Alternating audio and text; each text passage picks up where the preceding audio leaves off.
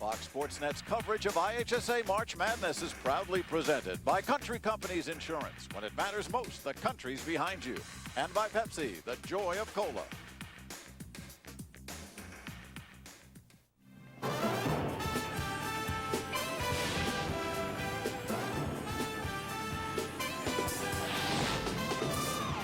Live on Fox Sports Net, the IHSA Girls Class A Basketball Championship Finals here from Illinois State University.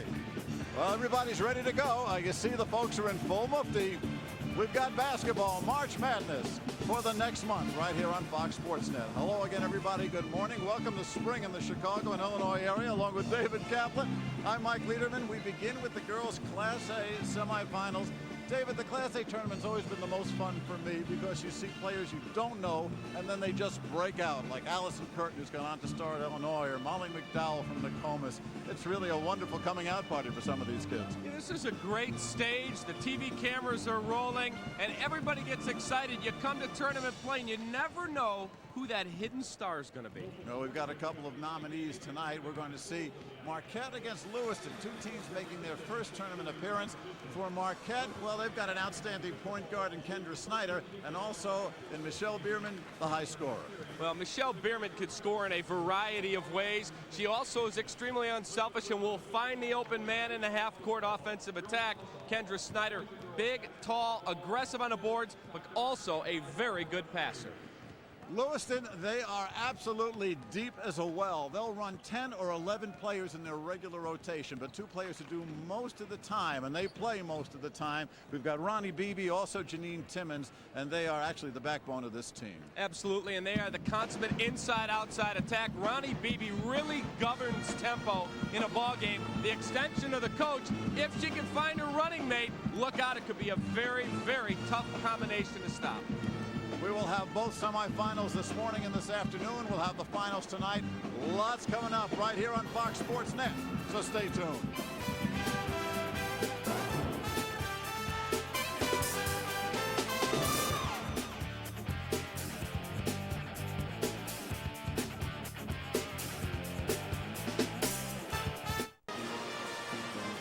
Courtside here at Redbird Arena on the campus of Illinois State. Bloomington normal. Again, spring continues in Chicago a bit early, but March Madness starts in February. Patrolling the sidelines as he does so well, here is Mitch Robinson. Mitch. Thanks a lot, Mike, and glad to be here, ready to begin this exciting month of basketball. Let's take a look at how the teams today in the first semifinal got here. First, the Marquette Explorers. Their road to normal. It's been quite a path for the girls, the Lady Explorers, as we go to the graphic. They get on the board. Actually, that's Lewiston over Alton Marquette. Yep, they play today first in the semifinal. Then Oakville tonight in the second semifinal against Timothy Christian. Tonight, the finals at 8 o'clock. That'll be live, of course, here on Fox Sports Net Chicago. And we'll be on the sidelines, Mike, getting you all the action. I'll let it back to you right now. Mike? Okay, Mitch, thanks very much. Lewiston, the Indians, Marquette, the Explorers. Both coaches are also the athletic directors of their respective schools. Lewiston coming in with a record of 32-2. Marquette, very similar, 33-2. And both, as we mentioned earlier, making their first tournament appearance here at the Elite Eight, now down to the Final Four. Nice crowds on hand from both schools, making a trip over from the western and central parts of the state right here to centrally located Bloomington Normal. Big Redbird right there in the middle of the floor. So looking at both these schools, Lewiston with a victory last night in the quarterfinals against Freeport.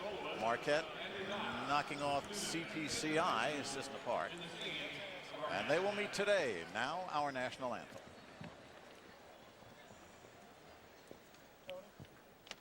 Oh, say, can you see by the dawn's early light what so proudly we hailed at the twilight's last gleaming, whose broad stripes and bright stars through the perilous fight o'er the ramparts we watched were so gallantly streaming, and the rocket's red glare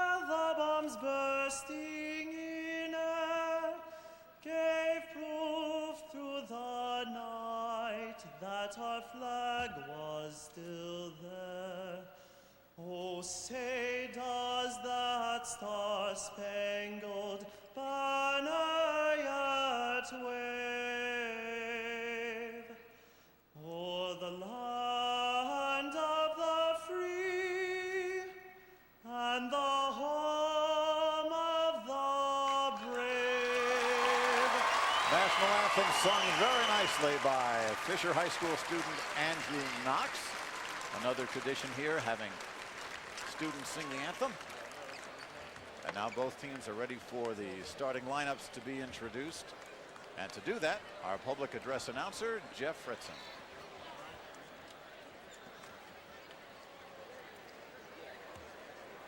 And now, ladies and gentlemen, here are the starting lineups for the first semifinal game of the Class A Girls State Basketball Tournament. First, from Alton, Marquette, number 10, a 5'10" senior, Kendra Snyder. From Lewiston, a 5'3" senior, number 5, Crystal Briney. For Marquette, a 5'7" senior, number 11, Tara Schneider. For Lewiston, a 5'4" senior, number 23, Ronnie Beebe. For Marquette, a 5'7" senior, number 32, Michelle Bierman. For Lewiston, a 5'8" sophomore, number 24, Allison Dutton. For Marquette, a 5'9" junior, number 34, Amber Hannigan. From Lewiston, a 5'8" senior, number 32, Janine Timmons. For Marquette, a 5'9" senior, number 40, Julie Forehand. And for Lewiston, a 6'1" sophomore, number 54, Brianne Till. Marquette brings a record of 33-2 in today's game. They're coached by Tammy Talbert in her 8th season with a record of 162 wins and 50 losses. Lewiston brings a record of 32-2 in today's game. They're coached by Jerry Wilson in his 8th season with a record of 168 wins, 63 losses. Officials for today's game: from Farmer City, Carlos Burton; from Clinton, Dave Schock; and from Clinton, Steve Srantz. There is the Marquette huddle around Coach Tammy Talbert. She is in her 8th season, a star in her own right as a track person at Southern Illinois at Carbondale. Still runs those half marathons and 10Ks, David. So, you know, if she's going to send you on wind sprints, you know, she can keep up with her own That's team. exactly right. And there is Jerry Wilson. He also in his 8th year and also the athletic director. Very happy to be here. And Natalie Attired, the officials, the lead official Steve Srantz, helped out by umpires Carlos Burton, looking at Srantz there, and Dave Schock. Kendra Snyder, the top leaper, as well as the point guard for Marquette, will jump against Brianne Till, number 54. Marquette in the blue and Lewiston in the white. This will go down to Julie Forehand. Matchup zone right away for Lewiston. And we get the first turnover of the game with 10 seconds gone in the first period. So Lewiston will set up now in white to set up their offense. It's going to be interesting to see what Kendra Snyder's effect is out top, the way they like to play Marquette. She's got long arms, very aggressive, and she's a great ball handler at 5'10". Inside, and the first basket to the sophomore, Allison Dutton from Crystal Briney, the point guard. Real nice look inside. You always want to get your first shot to be a pretty easy look, get everyone confidence. Schneider missing the 3 from the key and commits the foul for her pains. Watch on the replay. This isn't the first shot you want to take in a basketball game. After you've traveled the first possession, you want to get a better look than a 3, and then you get some contact. That'll get the cobwebs out real quick. Sort of like the opening kickoff, hitting somebody. Exactly right. 2-0 Lewiston in the lead, barely 30 seconds gone. This semifinal number 1, Class A.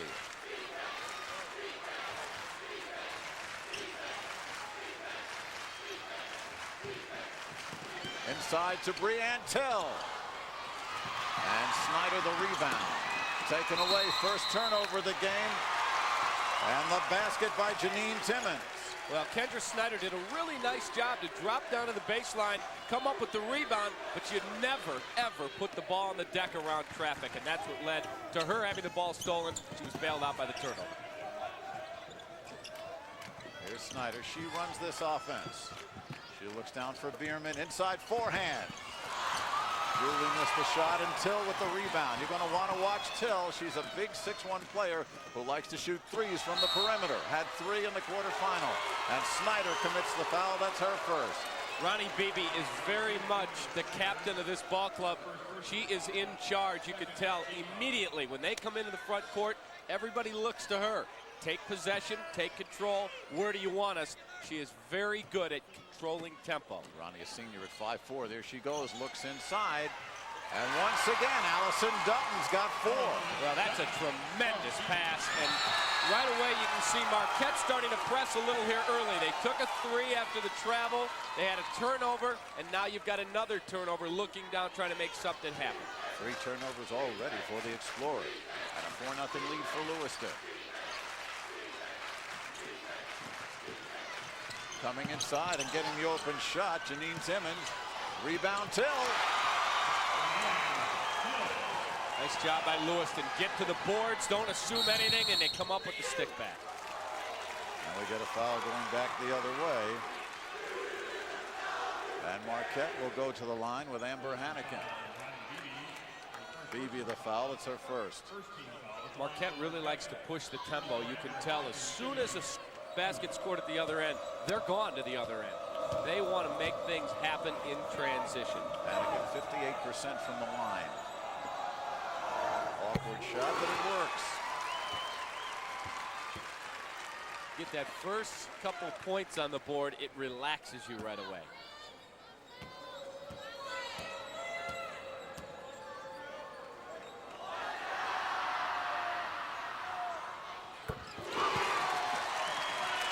And Marquette's on the board, trailing now 6-2 as we come up to the 6-minute mark of quarter number 1. Janine Timmons now working against the man-for-man, and she'll get fouled by Hannikin, her first. Well, Amber Hannikin was trailing the play, and as a defender, you always want to be able to stay a step ahead of your man or be as close as you can to trying to make him turn the corner. Instead, she trailed the offensive player, and that's what led to the foul. Crystal Briney, a senior, off to Beebe. Dutton, back to Beebe. And Ronnie gets on the board. Now she looked again for the open man first and then saw she had a scoring opportunity. Good shot, used the window.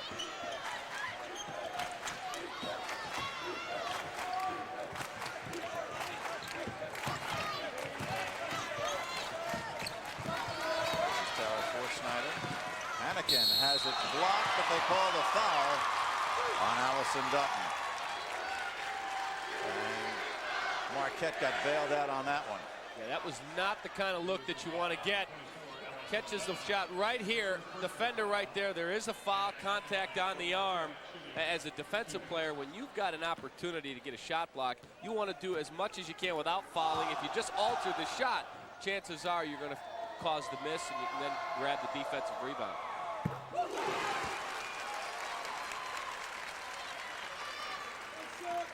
Three for 3 from the line for Hannikin.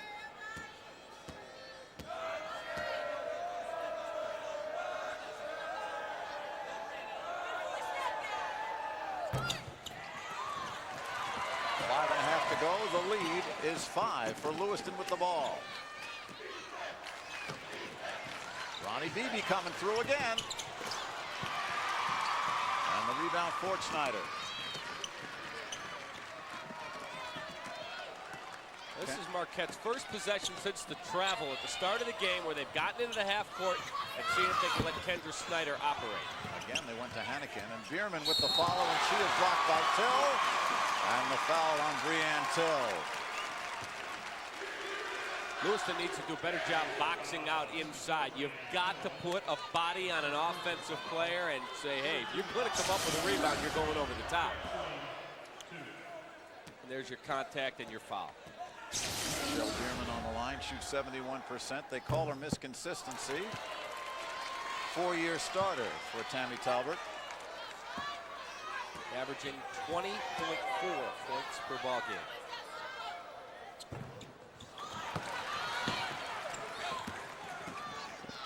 Missed them both, and here comes Lewiston back with Beebe.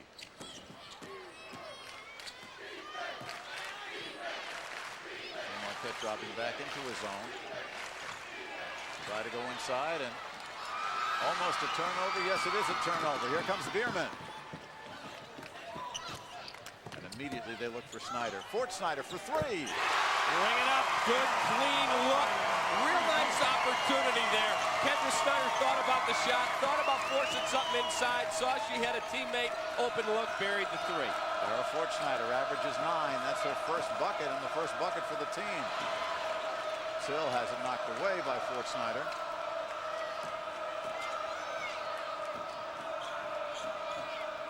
Beebe trying to force it through, and it'll stay in Lewiston's possession. 4:13 to go. A 2-point lead for Lewiston. We get a timeout on the floor. Semifinal number 1 in the girls Class A championships. It's March Madness.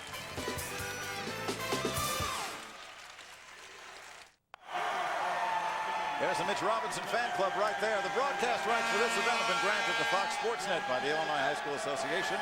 Any reproduction or rebroadcast without the express written consent of Fox Sports Net, Intersport Television, and the IHSA is strictly prohibited. And here is Strictly Mitch. Thanks a lot, Mike. Listening in on the Marquette huddle in the timeout, they say keep the spacing on the floor and keep pushing the ball up the court. They feel that they bring the tempo up, they can get some points off it. Back to you. All right, Mitch, Marquette really has yet to run its offense.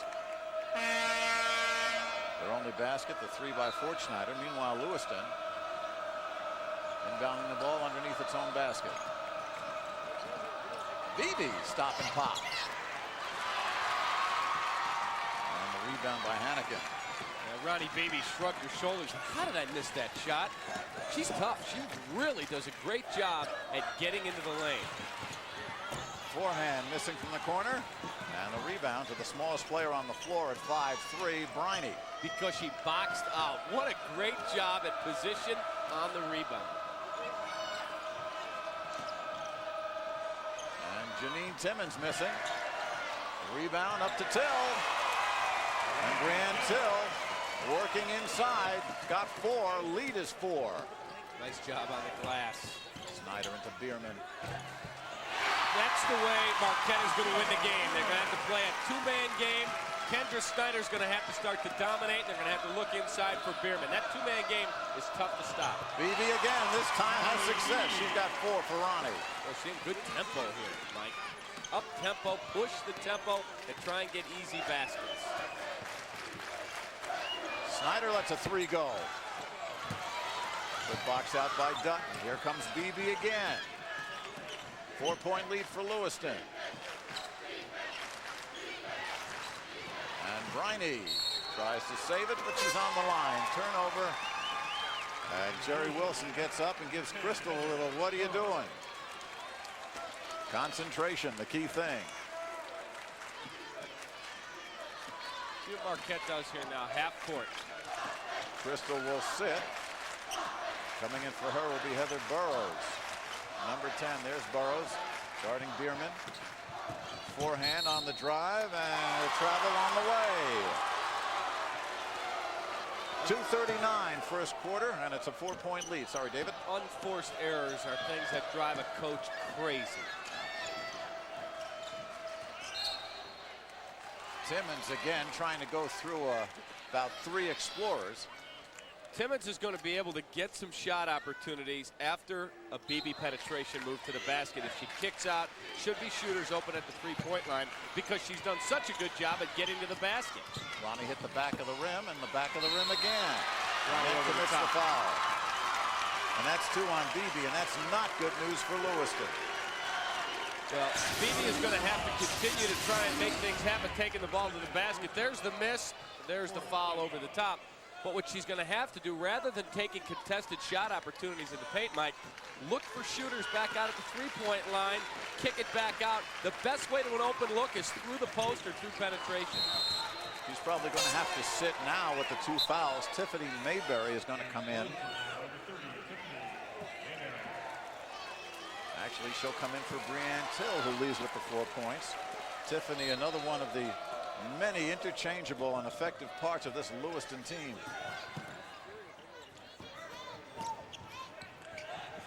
Bierman from the corner. Here comes Beebe. 3-on-1. Good look. That was a heck of a pass, too. Shot missed, but the pass was great. Now we got a whistle ball. Lewiston out underneath. Well, you see what Ronnie Beebe can do for this team if her shot were falling. Well, here comes Ronnie Beebe in transition. She does a beautiful job at giving the pass up at the right time. Got to complete the play. As we come back to live action, Lewiston again will inbound. 1:55 to go, first quarter.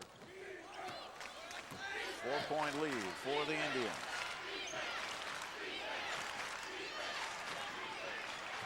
Turnaround right away from Tiffany Mayberry and just grazed the front rim, but Lewiston able to keep possession. Timmons, and she's fouled on the way, grabbed. If that's on Snyder, that's her first. Well, watch on the replay here. This is a real nice job by Janine Timmons. She turns the corner, ducks through 2 defenders, and creates contact against the foul. Real nice offensive move. It's on Amber Hannigan, and for Hannigan, that's number 2. Meanwhile, timeout on the floor, 1:37 to go. And the Warriors huddle around Tammy Talbot. Talking to Kendra Snyder, she really hasn't gotten started yet. Kendra Snyder's an interesting point guard because she much prefers to distribute the ball than dribble it. You'll watch her in full motion. She'll be whipping that ball around the floor with a purpose. She does not like to keep dribbling it, and I know Tammy Talbert's concerned that there's too much dribbling going on and not enough movement. Kendra Snyder at 5'10", you would think 5'10", she would be down on the block and be used as a back to the basket player. Totally the opposite. 276 assists on the season, 11.4 points per game. She loves the point guard role. She had 11 points, 6 rebounds, 7 assists, and 5 steals in the quarter. She played what you call a complete game. Timmons gets her first point. The lead is 5. I was watching her warm up, Kendra. She really gets focused. She's got her rituals. Every time she would complete the layup line, she'd go back to half court and touch the line. Right. I mean, she really works to get ready. Amy Tippy, number 20, in for Lewiston. As Timmons sits down to try to force it inside to Snyder, and another turnover. 6 for Marquette so far. Coming down is Tippy, and she loses it. And we'll have a held ball. Possession will stay with Lewiston. 1:14 to go. Lewiston the 5-point lead. Now coming in for Marquette will be the freshman, Mary Ellen Jacobs. Jacobs at 5'7", very poised for the freshman. Forehand comes out. Julie did not score.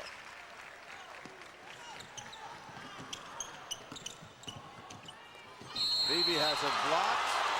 And another foul between Hannigan and Snyder are both there.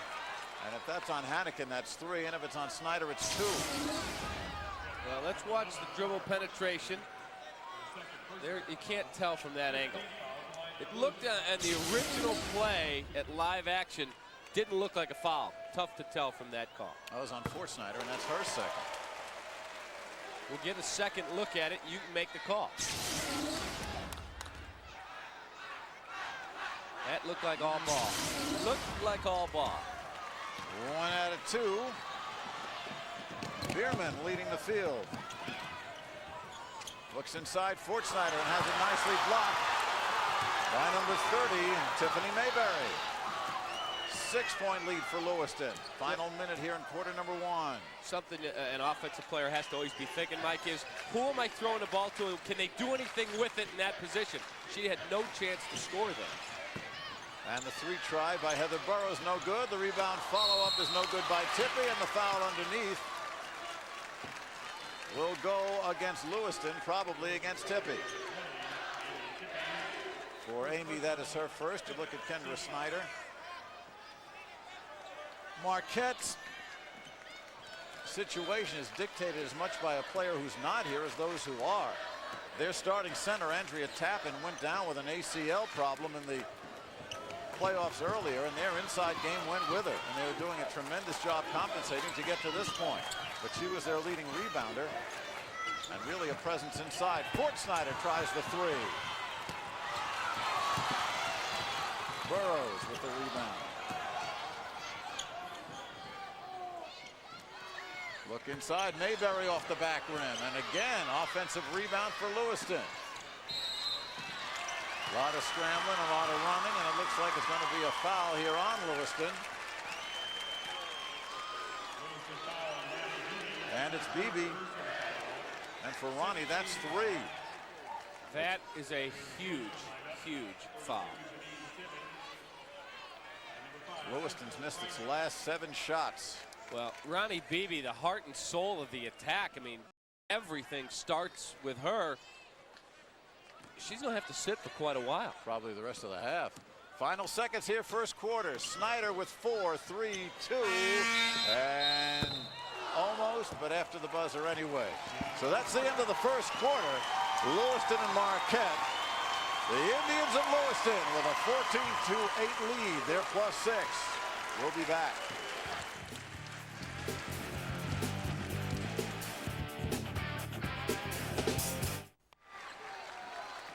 Ready to start the second quarter. Tara Fortschneider right here in front of us to inbound ball from Marquette.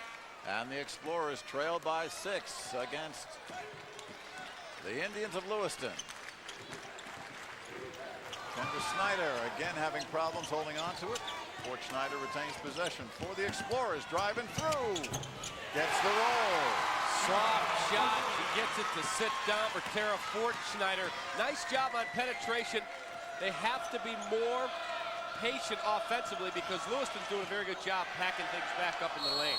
Well, there was the first 3 from Brianne Till at 6'1", who loves to sit out there and pop them. She did it effectively in the quarterfinal, but that one didn't catch any rim. Just a bit short. Just a mite. This is the freshman, Jacobs. Fortschneider driving through, and she is fouled.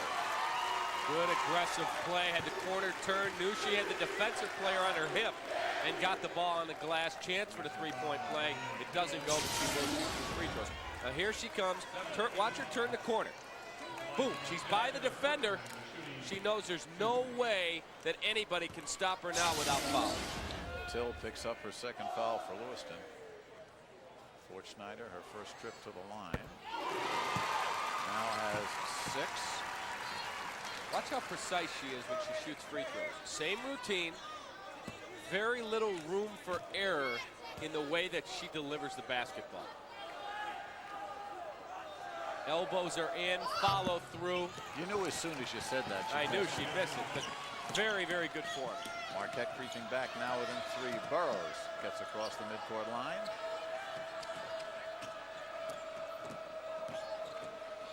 Janine Timmons going through a whole lot of Explorers and getting a foul.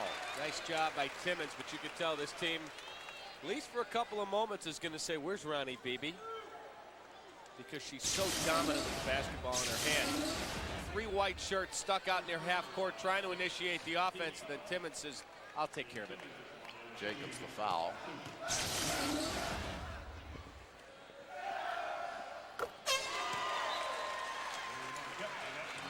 Second point.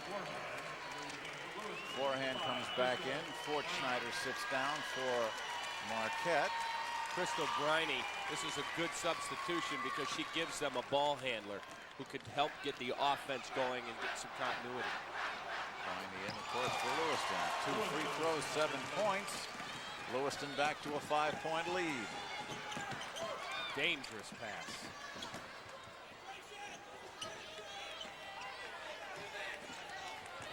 Marquette in a rare half-court set. Inside Bierman. The defense collapses. Forehand can't convert the 3. You got a real good look there. Nice job. Go inside in the paint. Best way to an open post or open perimeter shot is through the paint or the post. And for Lewiston, turnover number 5. 6.5 to go. First half. 5-point lead Lewiston. Marquette with the ball. Look inside from the freshman. Forehand can't convert again. Thought she got fouled.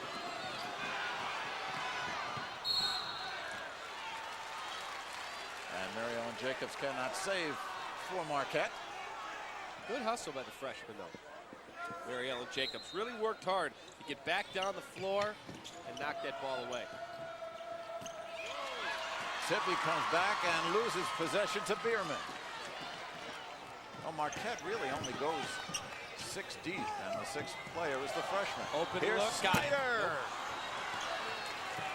She let the defender clear and got a real good look at the basket. That's a shot she's going to have to knock down.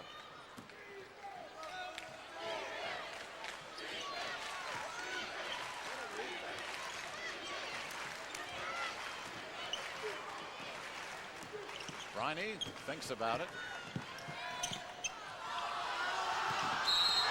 And we get a lane violation called against Lewiston. I think it's going to be on Breanne Till. Had a foot in the lane.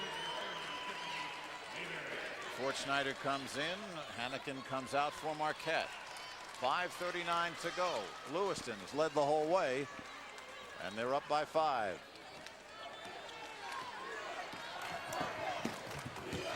Winner goes to the finals. Lewiston having trouble making a field goal here in the 2nd quarter, but their free throws are keeping them ahead. And it'll be a turnover number 7 against Marquette. Marquette is a little too frenetic right now. They need to settle down. Patience. They need to just get everyone a touch in the front court, pass the ball around the perimeter when they can get the ball in the lane and look back at the shooter or take the shot inside. Burrows.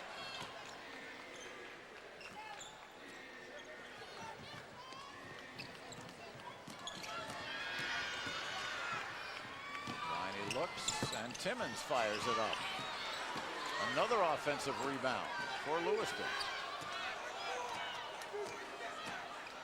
Talk about Marquette having problems in the middle. It's certainly evident here. Here's Briney. And Marquette will inbound. 4:55 to go, first half. And we're going to get an official timeout here. Lewiston continues to lead 16-11. Semifinal number 1, girls Class A.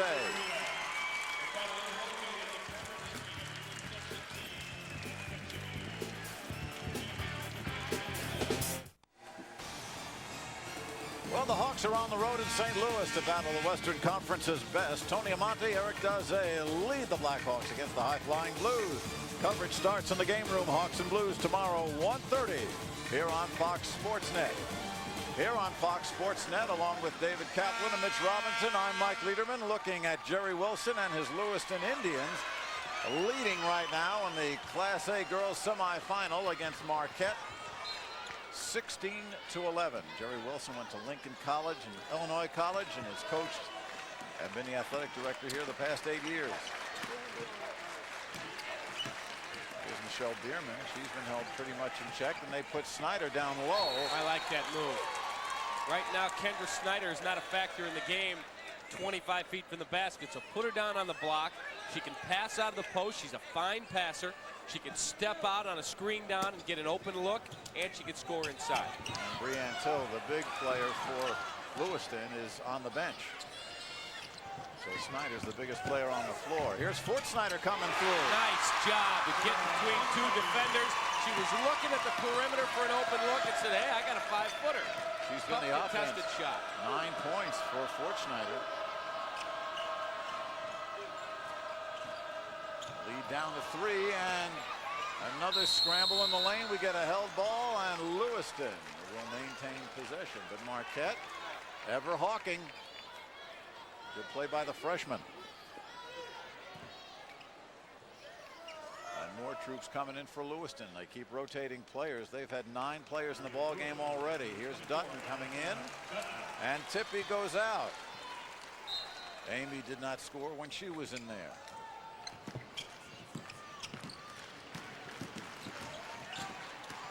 Burrows being pursued inside, and Tiffany Mayberry hits the turnaround, her first bucket. Nice job, because the middle of the court was wide open. Find that free throw line, boom, that's an easy 15-footer. Snyder gets it inside. Bierman from a backside, flowing on the floor. 4 from Michelle, and she'll tell you how she made that one. Take a look, Ronnie Beebe is not happy. Sitting on the bench, 5'4" senior, has 3 fouls. She is the conductor of their offense for Lewiston, and she's sitting there, she knows, for the duration of the half, but she is not happy. Burrows and Briney to the backcourt. Briney fires this one off. Drills a long 3. That's what you call an open look. May have brought rain on the way down. 21-15, again a 6-point lead. Bierman 3, and that one's short. A little quick on the shot. Can't settle. Briney only 25% from 3-point range, makes a big one there. Here's Dutton in traffic.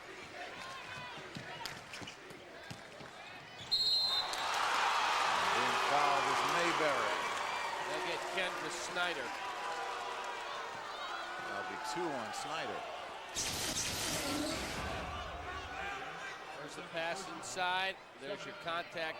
She may have gotten the ball. Every time you hack at a shot like that, you're going to get called. 71% from the line from Mayberry. Not that time. Anakin comes in. And the freshman, Jacobs, goes out.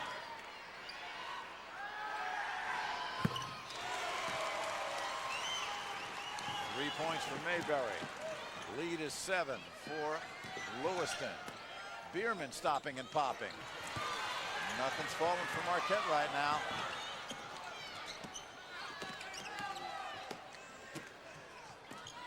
That basket from Mayberry was the first in 12 field goal attempts for Lewiston.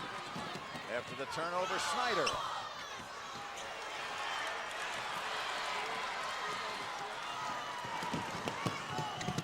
Crystal fires up the left hand.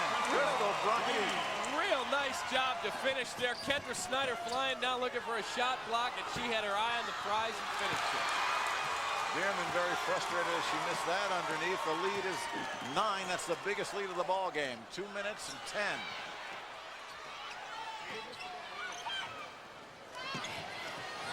Setting that one up, and Tiffany missed that and commits the foul on the backside. Mayberry's first.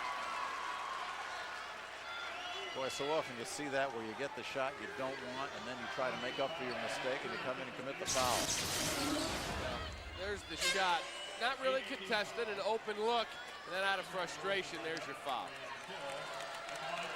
Brianne Till with 2 fouls comes in. There she is. She has 4 points, and again makes the presence underneath. And here's Kendra Snyder, shut out so far this afternoon. Knocks down the front end. I expect pressure out of Marquette after a made free throw. We'll see how Heather Burrows handles it.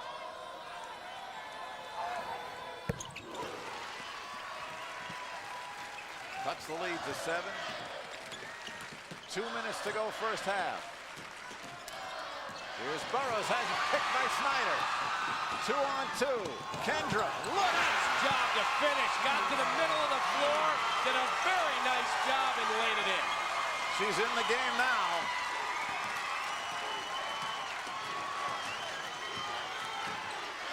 She's such a force, Mike. At 5'10" out top, and she comes up with steals like that. And Dutton comes back nicely to break the momentum. 6 for Allison. 6 players have already scored for Lewiston. Fort Schneider, 3 is short. Till underneath. In trouble, and they call the foul on Bierman. Well, Marquette's going to have to talk at halftime. They're shooting the ball too quick. I know they're an up-tempo team, but you can't come down when you see yourself 5, 7, 9 points down as we get a look at the foul coming up here along the baseline. I don't know about that one. Don't know about that one. But Marquette's going to have to come down and run some more offense. You got to credit Lewiston. They're doing a very good job defensively, and they're working within what the tempo of this game has given them.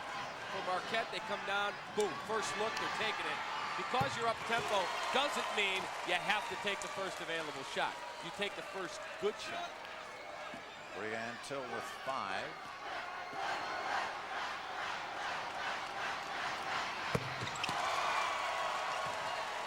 And a half a dozen. Lead back up to 9.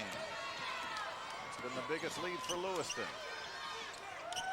Schneider thought about the 3. Bierman takes it. And once again, very quick. Here's Briney. Good look over to Dutton. Bringing up three-point play. At the other end, we just got done talking about it. Bierman did not have a good look at the basket. Took the quick 3, well short, and it leads to transition at the other end. What a great pass.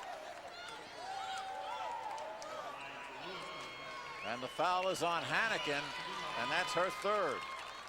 I'll tell you what, Crystal Briney is the unsung hero of this first half. She has come into the ball game, hit a 3, handled tempo, made a great pass there, and has really settled down her ball club with Ronnie Beebe on the bench. Well, rising to the occasion, Dutton now with 9 points. He only averages 4.8. And Briney the reach-in foul. One of the rare mistakes she's made. And Briney, they usually use as more of an offensive player. They look to Burrows as more of the point guard. But here they tandem because Beebe's been on the bench. And they've both been doing beautifully. Lewiston's hit 6 of its last 7 shots since going 0 for 10. Here's Snyder with 5. 3 out of 3 from the line.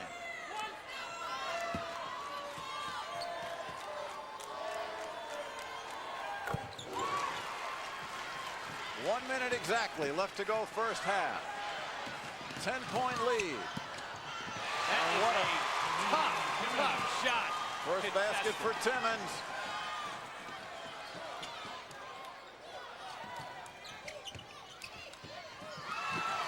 Look at the steal by Timmons. Almost got back by Schneider. Well, Michelle Bierman is not having the type of first half that she had hoped. You can't put the ball on the deck, pick up your dribble, and not know what you're going to do with it. Great move in the lane. Can't complete the play, though. Well, these rims are known for their bounce, and we've seen that, certainly on that shot by Janine Timmons. She did everything right but get the ball to go down.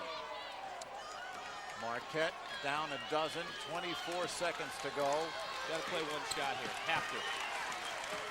Bierman indicated one shot as she brought the ball down.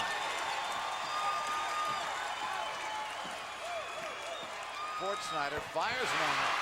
Hot shot. How she got that to go down. Schneider with 11, but again, it went in, but it was not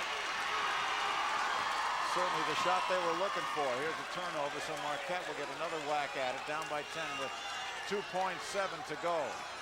First half. Better look down the sideline here. Schneider never looked to the basket. Now she does, and that will do it. So, at the end of one half, Lewiston has had its way so far. 33-23 in the first semifinal. The Indians all over Marquette. Let's go over to Mitch Robertson with Jerry Wilson. Thanks a lot, Mike. And Coach, you got to say, look at it. Brianna Till had to sit on the bench for a while. Ronnie's been on the bench most of the first half, and you got a 10-point lead. You got to be happy. Very happy, but once again, and I know people are tired of hearing me say this, but we've got such a great bench, such good depth that it doesn't even upset the kids on the floor when good people go down, because we can pick it up. We've got other people can step in. What one thing will you tell the girls about the second half? I think that we probably have to maybe calm down now and play a little bit more under control. I think that the emotions of the whole situation again hurt us a little bit there at times in the first half. But I think that normally second half's ours, and if we can just turn it up a notch or two, why maybe things will be okay. Thanks a lot, Coach. Good luck in the second half. Stay with us. Halftime, just getting ready to get going. We have a 10-point game. Lewiston in front of Marquette. Welcome back. We are at halftime in the single A first semifinal. Lewiston in front of Marquette, 33-23. I'm now joined by Marty Hickman, the Associate Executive Director of the IHSA, also the basketball administrator. And you were just saying you're glad the tournament's finally here. So much work getting ready for this. You've got a couple new things here. Why don't you tell the people who haven't made it down here yet, because they can still come down and see some of it. Yeah, well, this is the fun part, Mitch, and some of the things that are going on today we're going to see pretty soon. The introduction of the past champions. So we've got a lot of people back that are previous champions of the girls IHSA tournament. We've got, this is the 24th year of the girls basketball state series, 21st year of Class A tournament, and so we've got a lot of people back that are here to help us celebrate. A lot of things going on over in Horton, a lot of things up in the concourse, so it's a big weekend and a celebration of the history of girls basketball. In the few seconds we have left, how proud are you when you see the way it's running and how smoothly things are going and how much fun people are having? Well, it's great. I mean, the people here at ISU do a wonderful job. We get a lot of help from all those. The community's been wonderful to us, and the teams who come in here love playing here, and I think they've enjoyed it, and I certainly have enjoyed watching it so far. All right, I'll let you get back to work. Thank you for joining me, Marty. Stay with us. When we come back, we'll have first half highlights and stats with Mike and Dave.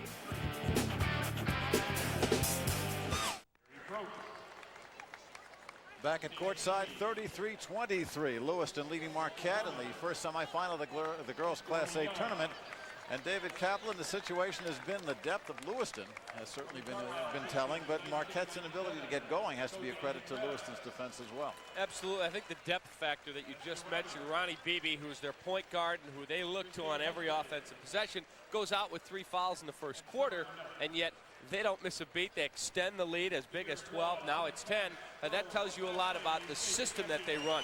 Conversely, for Marquette, offensively, they have got to do a better job at showing patience, but still not getting away from their up-tempo attack. Now let's check in with the highlights, and we've certainly got them for you right here, first half, with Lewiston on the attack with Beebe, number 23. Right, Ronnie Beebe penetrated very well in the limited minutes that she played in the first half, but Crystal Briney really stepped up in Beebe's absence, played very well. Michelle Bierman has struggled. There's one of the few shots that she did hit in the first half. And then Kendra Snyder, who's got to be a force in the second half if Marquette's going to advance, completes the play in transition after a steal. Well, leading scorer is Tara Fortschneider from Marquette with 10. Allison Dutton, who only averages about 5 points a game, has 9 for Lewiston. But you see, they've got 4 players up there. Actually, 6 have already scored. We'll have second half action for you. Stay right here. We're at Bloomington Normal. Welcome back to Redbird Arena on the campus of Illinois University. David Kaplan, Mike Liederman with you. We are at halftime. It is 33-23, Lewiston over Marquette. And I'll tell you what, Michael, we saw a very, very competitive first half. Yeah, and there you're looking at Kendra Snyder, who is not happy, but we'll see what she can do in the second half. She's a totally different player in the quarterfinals. Let's check in with Mitch Robinson. Thanks a lot. We're here with Coach Tammy Talbert. And Coach, what'd you talk to the girls about at halftime, only down 10 points? Well, we talked about rebounding and getting in position. Not only down low, but the people up top, they're not getting the rebounds like they should. So we talked about that, and then being patient on our offense, setting the screens for one another so we can get our people open for some good shots. We've been forcing some shots and hustle back on defense. They seem to be killing us on defense. All right, good luck in the second half. Thanks for stopping by. Thank you. Mike, Dave, back to you. Okay, Mitch, thank you, and thank Tammy Talbert. Again, she's got to be frustrated with the situation here. Marquette has done a lot of come from behind this year. Well, I think she talked exactly about what you and I were talking about in the first half. She said we forced some shots. There's a difference between being up-tempo under control and being up-tempo taking the first available look at the basket. So the second half, I think it's very important that they play the two-man game, Snyder and Bierman. That's the key for them getting back in this ballgame. And shoot better than 29%. We'll be back with second half action right after this.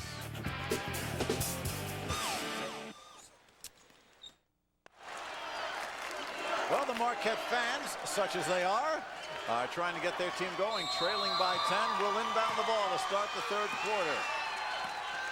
This is Kendra Snyder at point guard. Michelle Bierman. against Lewiston. Look inside. Boy, and Hannigan had the open shot. Would have been a big one for Marquette had she made it. You know what, though? That's a very good possession. You come down, you got 3 players a touch. They got their sea legs under them. They're ready to go for the second half. You just didn't complete the basket. Here's Ronnie Beebe back in with the 3 fouls and commits a turnover.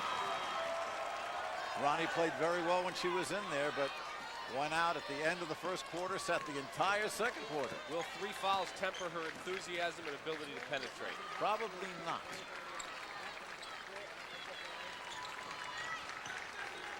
And forehand had it taken away by Janine Timmons. Couldn't quite make the recovery. Ronnie Beebe knows one speed if you talk to Jerry Wilson. Good look inside. But once again, Hannigan can't handle it.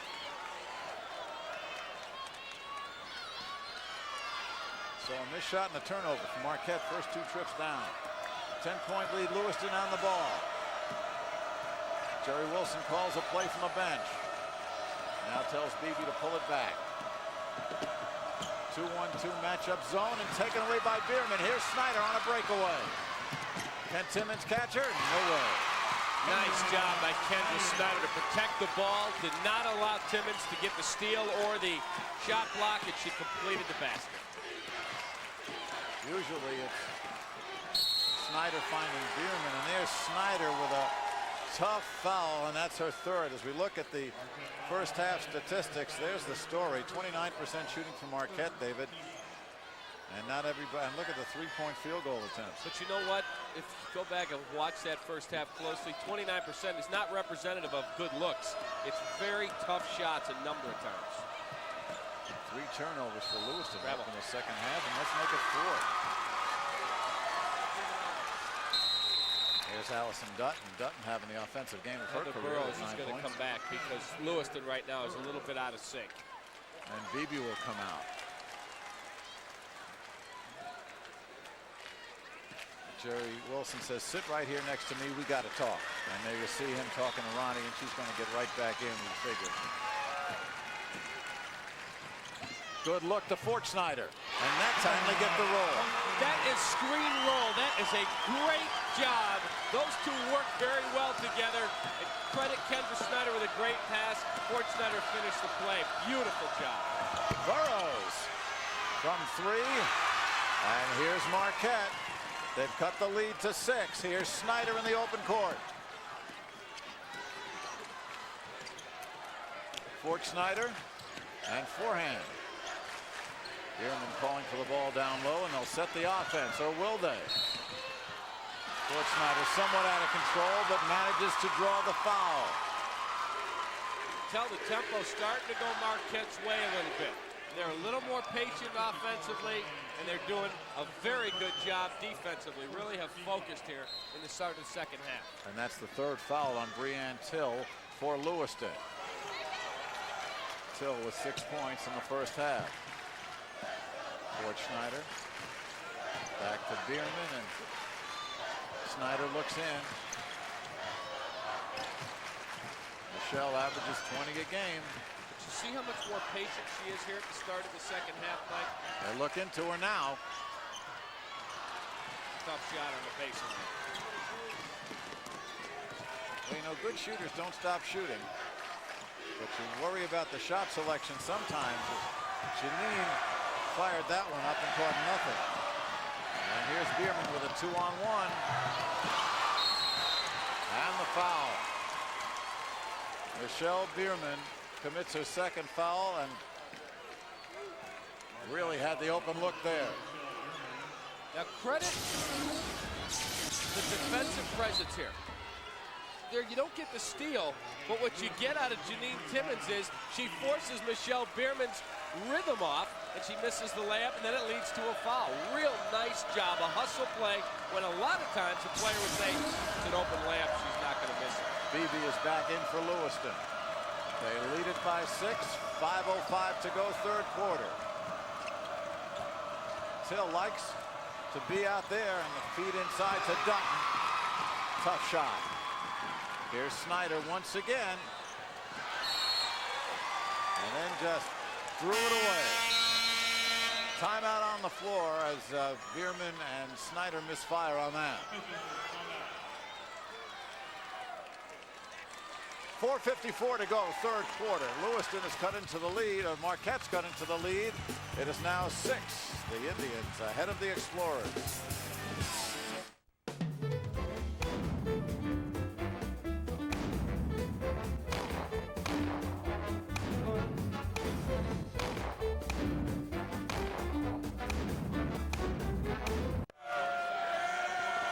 Gone in the third quarter. Lewiston has yet to score. Watch the steal here, David. Well, here comes the steal, and then look down the floor and find the open man. Complete the play. There's a hustle play defensively, but Kendra Snyder had her eye on the prize and made the layup. She is all arms and legs like a spider. She just is all over the place when she gets going. Great ball handler. I mean, at 5'10", she really, really is in control of her dribble. And you got to love the socks, too. She's got a different color pair for every game.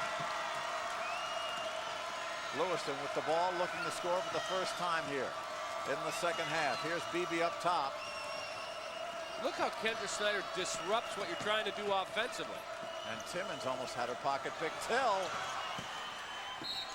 Boy, that's one of those things where Breanne Till will just flash out on the three, just sort of minding her own business. Then they'll kick the ball to her and she'll just fire it up. And she did that 3 times in the quarterfinal. There you go.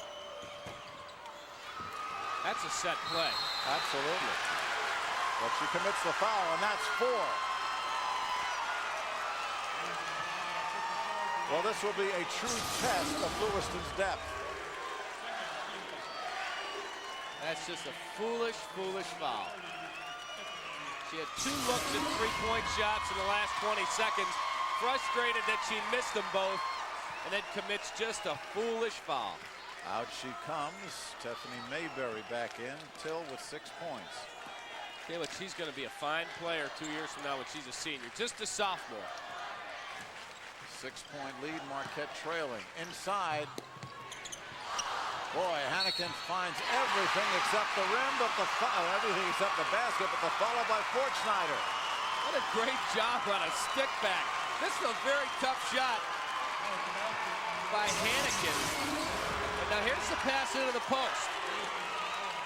Very tough contested shot. Falls up. And look at that. Outworked 3 white shirts. Put it up in and draw the foul. 3-point play, 15 points, and it's a 3-point ball game. Lewiston still pitched a shutout here, haven't scored. Almost half the quarter's gone. Briney looks down Dutton, and Dutton will be called for traveling.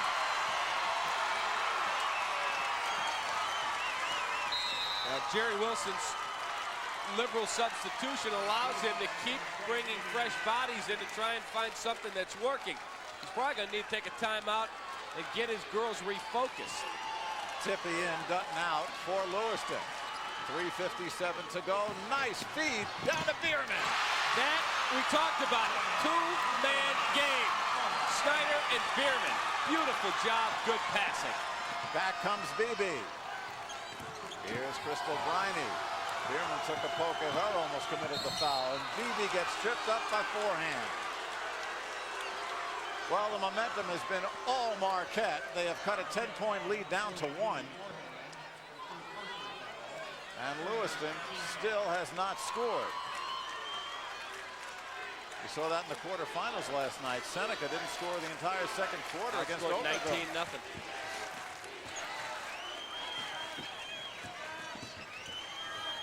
And Beebe has it blocked nicely by Fort Snyder.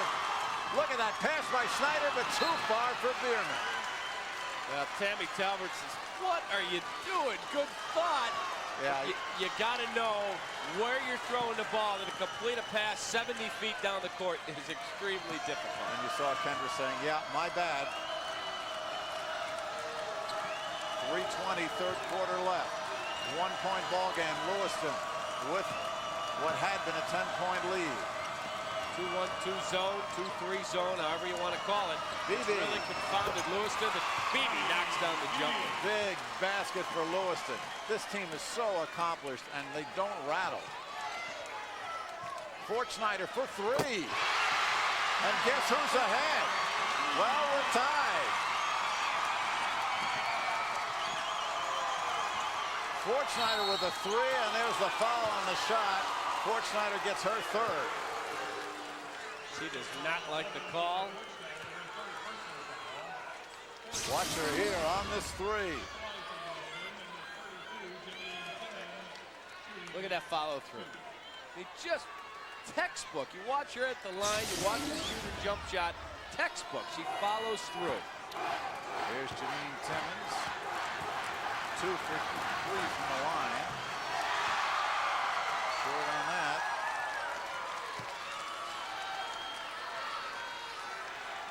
Jerry Wilson.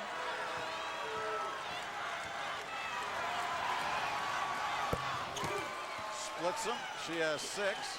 The lead is 1 for Lewiston. 2:45 to go, 3rd quarter.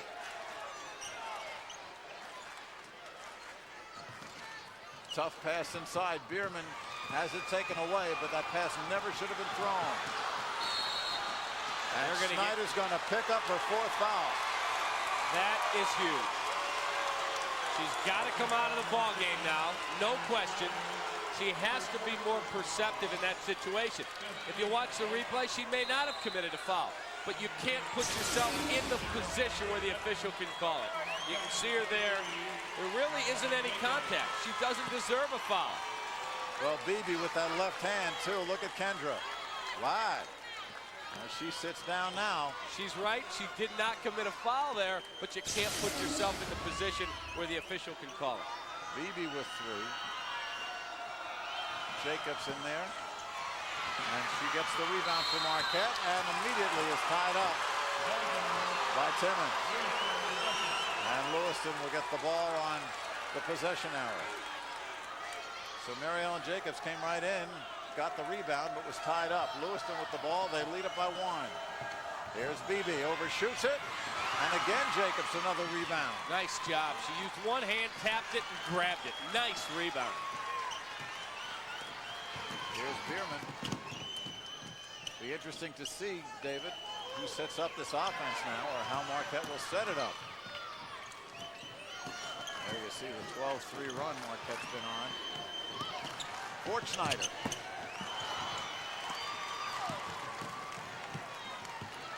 .143 to go, 3rd quarter. 1-point ball game. Lewiston needs to run some offense here now. Get everybody in touch.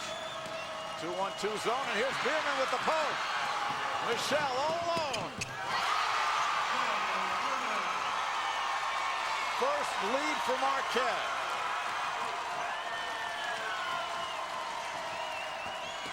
Timmons coming through again.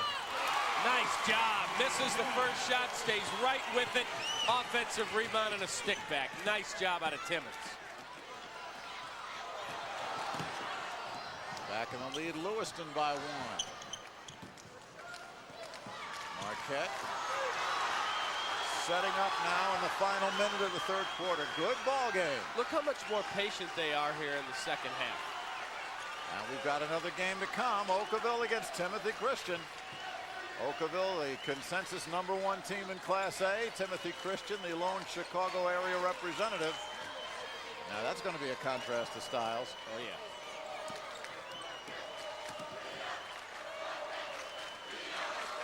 They'll hold it for 1. 30 seconds and counting.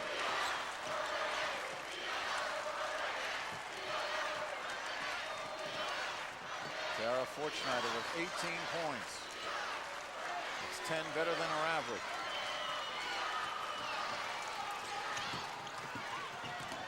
Final 10 seconds. Briney with the takeaway. Great play by Crystal Briney, and back comes the freshman Jacobs. Who's got it? Nobody at the horn. That is battling the final horn of the 3rd quarter. Wow. Well, we're going to have suspense here. 8 minutes to go. Marquette and Lewiston. Lewiston leading by 1. More to follow. Stay tuned.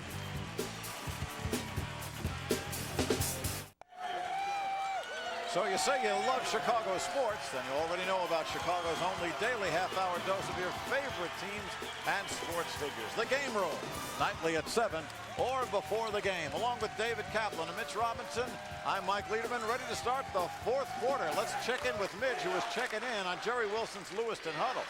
That's right, Mike, and Jerry Wilson was livid, saying that they must protect the ball. If Marquette comes out in a zone, they want to drive and pick up fouls, get to the free throw line. Back to you guys. Best way to beat a zone, you take the ball into the gap, either create contact or you look for shooters. And right away a turnover as Lewiston creates it.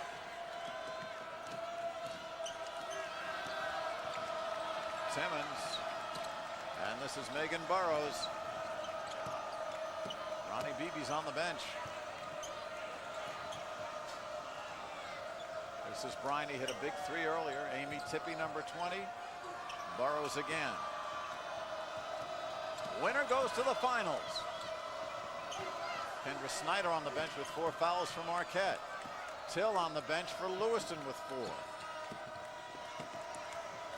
Skip pass over to Timmons, and Timmons is hacked by Hannigan, and if it's Hannigan, that's 4 on Amber. Very good patience out of Lewiston. They use skip pass, they swing the ball side to side, you make the defense move, and then Timmons splits the defenders, and there you see the reach-in foul. Well, they give it to forehand number 4. And here is Janine Timmons with 8 points. Beebe comes back in. Here is Ronnie. Briney comes out.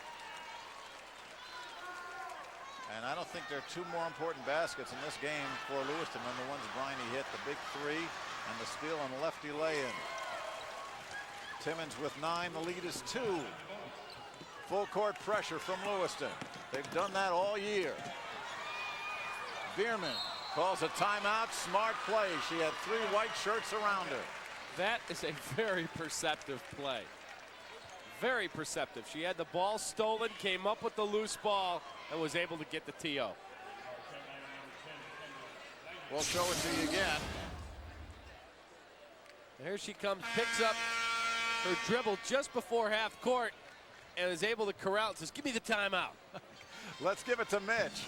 Hey, Mike, guys, remember to stick with us. At the end of this game, we'll have post-game report. Plus, it's the Country Company's 3-point shootout, and we'll have all the highlights and post-game with that as well. Back to you guys. Okay, Mitch, he's been practicing his 3 balls for the last 2.5 weeks. Unfortunately, he's going to have to call it and not play. Kendra Snyder back in, number 10, with 4 fouls for Marquette. Julie forehand. And again, a turnover. Lewiston just dogging the ball. Well, this game has just gone in cycles. Marquette struggles, then Lewiston. Amy Tippy out of nowhere. Amy Tippy, her first basket, brings it to a 4-point lead.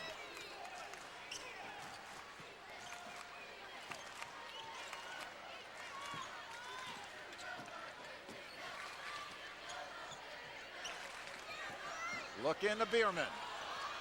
Underneath. And Hannigan finally had one go. Well, Bierman had a tough shot. It's a turnaround on the move, but real nice job by Hannigan to come up with the loose ball and score. Lead down to 2, Beebe. And they call the blocking foul on Marquette.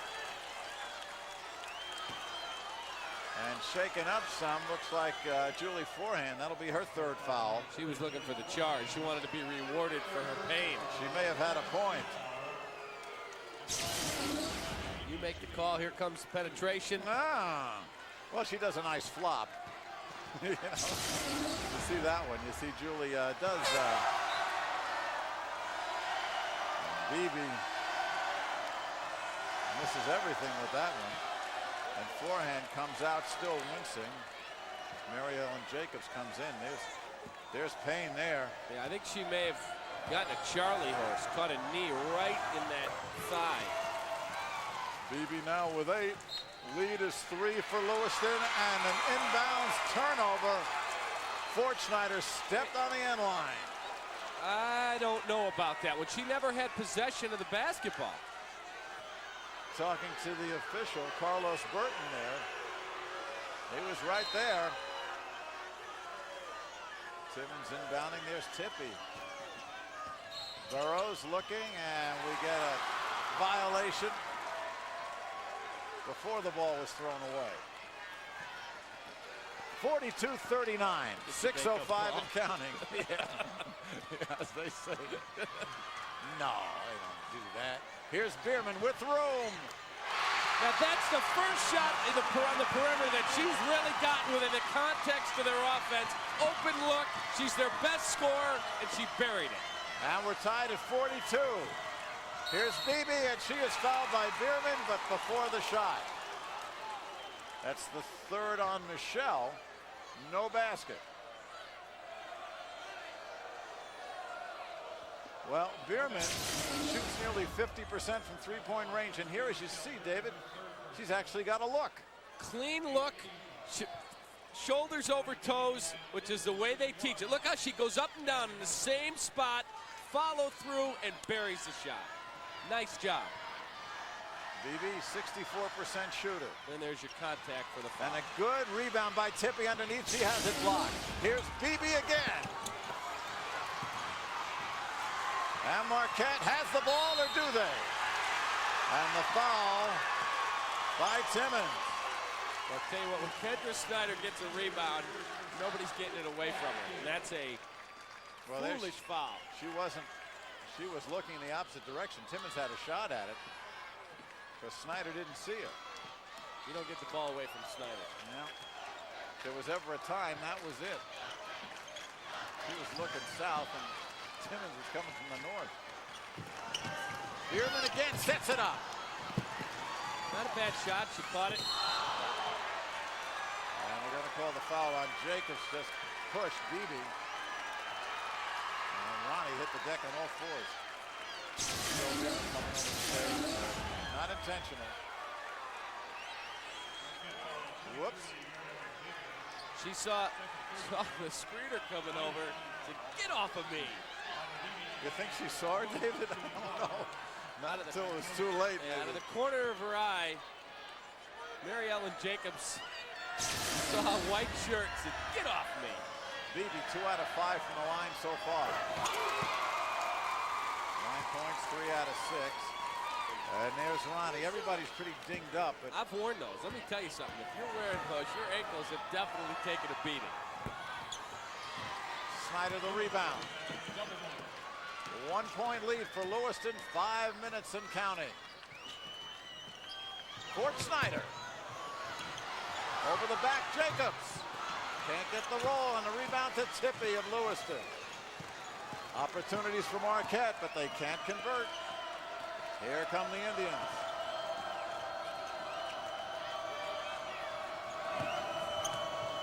Burrows looks inside. Dutton. Nice job inside. Very good interior pass, and she scored it by using the glass. First bucket of the second half for Dutton. She's 5 for 6 and 11 points. 3-point lead now. Marquette has led once. Looks inside to the freshman. Great pass. Great pass. Cutter coming through is the second cutter through the lane, and Kendra found her. Oh, is that basketball? So's this. Bierman fouls Till underneath, rather Tippy underneath. And Bierman now has got 4 fouls. You take a look, Ronnie is over there from the foul a couple of moments ago. I think she's got a bloody lip. A couple of times, took her shoulders, kind of wiped her mouth and said, "Let's go, let's play." Yeah. Oh, she's fun. She's tough. Oh, yeah. Tippy, 67% from the line. Missed her first attempt this morning. Well, it's already this afternoon. Check your local listing. 3 points for Amy. The lead is 2. Timeout on the floor. 4:20 to go. Lewiston and Marquette going down to the wire.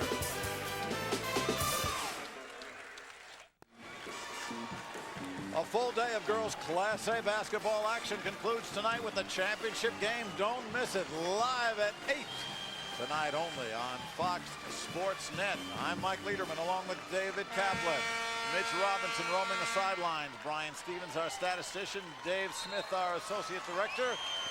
And Jim Corno Jr. and our Fox crew in the truck. There is Kendra Snyder, the engine for the Marquette Explorers, who trail by 2 with 4:20 to go. Snyder with 7 out of the 8 assists for her team. Lewiston had as much as a 12-point lead.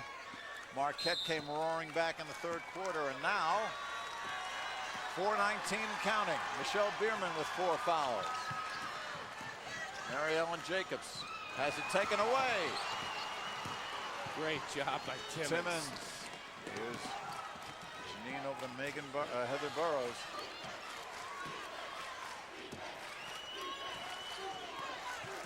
Under 4 minutes to go.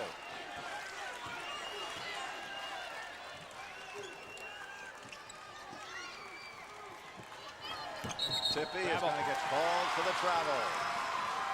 Anytime you take that little stutter as you start your move, the official's going to be looking out for you.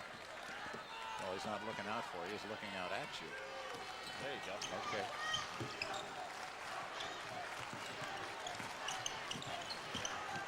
Schneider again turning it over. Too much dribbling. Here's Beebe with Jacobs to beat. Look at the left. Nice job out of Ronnie Beebe. She is tough. 11 points and a 4-point lead. Use that left hand so well.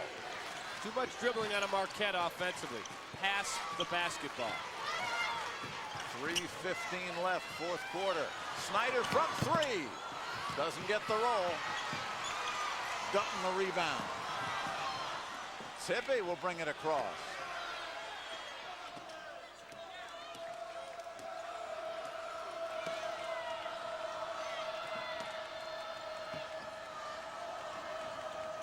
Tippy looks inside. It's Dutton. And the ball out of bounds to Lewiston. 4-point ball game, just under 3 minutes to go. Berth in the state finals on the line. 2:23s guarding each other, and Bierman is gone. Bierman thought she had the steal, but she is gone.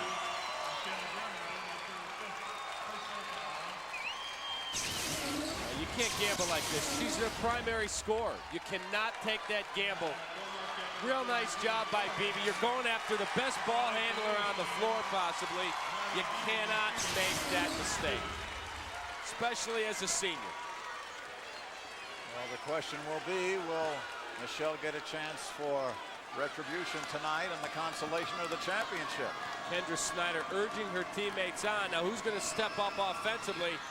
You really don't have the type of time to come down and try and run your offense like you had hoped. Kendra Snyder's going to probably have to be the one on dribble penetration, or you're going to have to see if Tara Schneider can get some clean looks. Beebe with 1 out of 2. She's got 12, and the lead is 5. 2:45 to go. Marquette trails. Lewiston just all over the ball. Travel. Absolutely. Beebe, yeah, you can't roll on the floor and try to get up. So it'll be Marquette ball. You can fall down. The rule is you can fall down. Some people feel when you fall it's a travel. No, but once you improve your position on the floor, then they call the walk. Jessie Rose, a 5'6" senior, making a first appearance for Marquette. Jacobs fires it up from the corner underneath, and Schneider will go to the line. Schneider gets fouled. Tippy the foul for Amy, number 2, and Tara Schneider with 2 big free throws right here, with her team trailing by 5 and 2.5 to go. 18 points already. Then you should probably see pressure off of a made free throw on free throw number 2.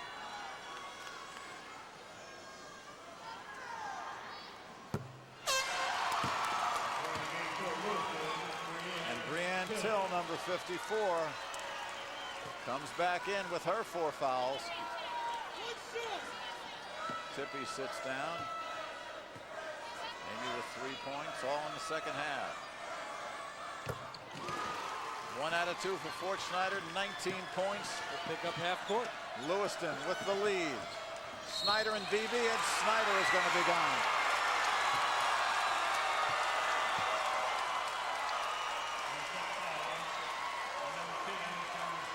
Tammy Talbert saying, uh-oh, now I've lost both prongs with my double-pronged attack.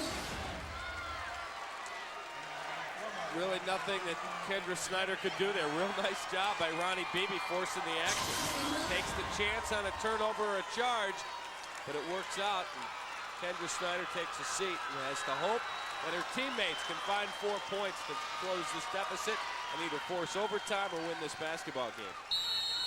7 assists, 8 rebounds, 4 for 4 from the line to go with 8 points for Kendra Snyder. Timeout on the floor. Lewiston will be at the line with 2:27 to go. Jerry Wilson's got the jacket off. He's coaching now. You're resting right now. See if we can listen in. You got to go to that. Yeah. Hey, you got the point of it. All right? We got wings here. We got you on the back. Jerry Wilson. Now, offensively, I want nothing but a layup. They're going to come at you, man. One guard front, you're running it. Back to 2 men. I hope you can hear something. Listen, knock it off. You got time. Hey, you go ahead and take the backside now of the 2 men. She's in the middle. You got that? We're going to go probably down about another minute, and then we're going to go double hypo stack. I'll rotate. Okay. Mitch, what happened over at the Marquette side? The Marquette side, they're stressing no fouls, and when they get the ball in offense, they got to shoot quickly. Back to you. All right. Now, the one thing Mitch said that they talked about in the Marquette huddle is shoot quickly. 2:27 is an eternity in a 4 or 6 point game. You don't need to settle for threes. Too many teams settle for a bad 3. They miss. Now they got a foul, and they're looking at 2 more at the other end. You can come down and run your offense and get a good shot opportunity. Well, BB's had a tough time from the free throw line, only 4 out of 10.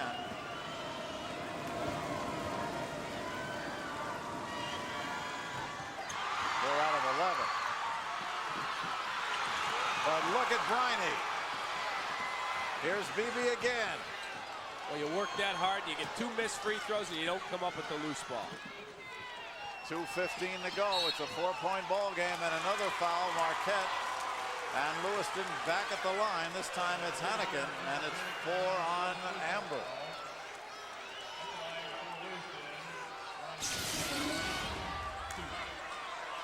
There's the loose ball.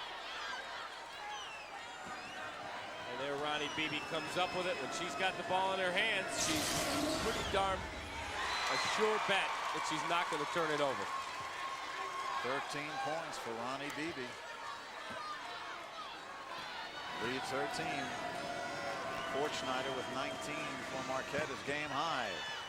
1 out of 2. Here comes Fort Schneider. They trail by 5, 2:10.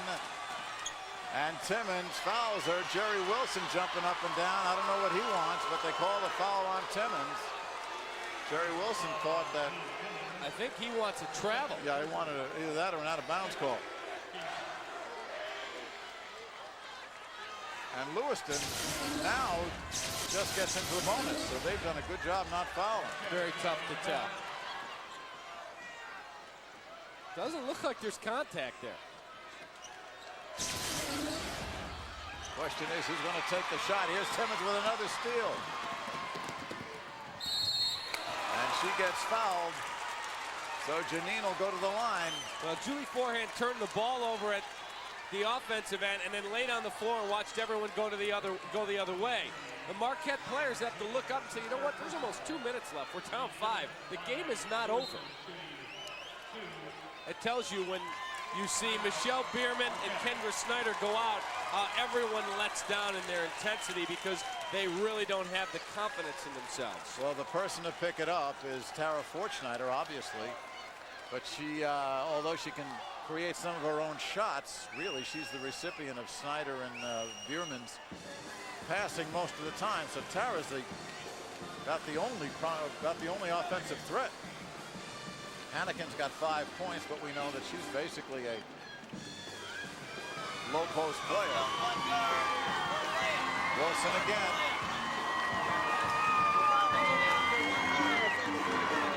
Beebe with 13, Dutton and Timmons with 9, Riney with 5, the leading scorers for Lewiston. Marquette, Schneider 19, Snyder fouled out with 10, Bierman fouled out with 9, Hannikin's got 5. That's the story for Marquette.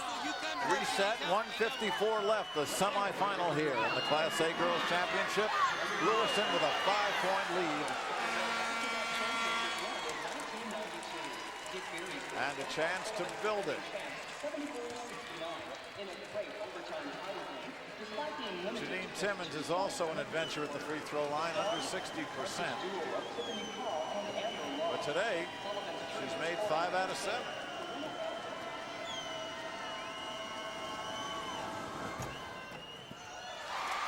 Out of 8. Well, Marquette's got to come up with the rebound if she misses this one. 10 points for Timmons. The lead is 6, under 2 minutes to go. Mary Ellen Jacobs coming up. Hannikin driving through, and she is fouled. Amber will go to the line where she shoots under 60%. But these are large. Real nice job to take the ball to the basket here. Create some contact. She knows she doesn't have a defensive player in front of her. There's the foul. Much better decision making than taking a tough contested 3. Foul was on Mayberry. Got to get her legs into it. Well, we saw Hannikin at the beginning where she seems to rock back and shoot off her back foot. There she's got 1 out of 2. A little more bend in the knees there. 6 for the game, 5 for the lead for Lewiston and the ball. 1:40 to go. There you see the game situation. Timmons and Beebe. And Beebe will get called for the jump and skip. Why take the ball all the way down there? You don't need to score points. You've got the 5-point lead. Pull the ball back out. Here's Lewiston's full court pressure. Good job by Marquette to beat it, and then they throw it away. Tammy Talbert just saying, take it easy, be cool. Bierman and Snyder on the bench just chewing the back of their chairs. It's quite a spot. I know freshmen aren't freshmen at this stage of the year, but Mary Ellen Jacobs come in, done a nice job. And Julie Rose, who played for the first time this year's number 42, guarding on the inbounds. Good work by Lewiston to get the ball up. Here's Beebe. Now she'll pull it out. 1:15. Dutton underneath, and they're going to call her for a travel. Coming up after this, Oakville, Timothy Christian, semifinal number 2. And we get one back here. Hello, Heather. Ooh, I don't know. I don't know. Well, they give it to Lewiston. There's the pass. Let's see if we can see who touches it. I think it's the right call. Julie Rose got a little hand on it. I think it's the right call. That's why they make the big bucks. The officials, you mean? That's what I'm talking about. I got you. 105. Beebe is fouled by forehand. That's 4 on Julie. Well, if you're going to want to foul somebody. Beebe struggled at the line.